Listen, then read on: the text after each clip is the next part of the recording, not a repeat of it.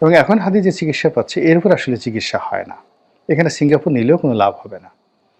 তো এনিওয়ে, কিন্তু এটা নিয়ে আমরা নাটক করছি। সেই নাটকের বাইরে গিয়ে যে বিষয়টি নিয়ে আমি আজকে আলোচনা করব সেটা হলো যে হাদির এই গুলিবিদ্ধ হওয়াটা কোনো বিচ্ছিন্ন ঘটনা নয়, এটি একটি ম্যাটিকুলাস ডিজাইন।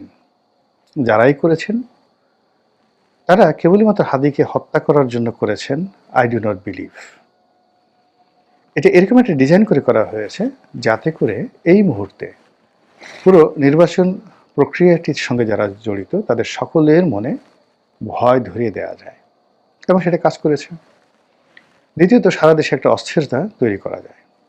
তৃতীয়ত, এখানে যে সকল পক্ষ রয়েছে তারা পরস্পর বিরোধী যে ফাইট, সে ফাইট তারা করবে, একে অপরকে দোষারোপ করবে, এবং সেই কাজগুলো শুরু হয়ে গেছে। ফলে যারা এই কাজটি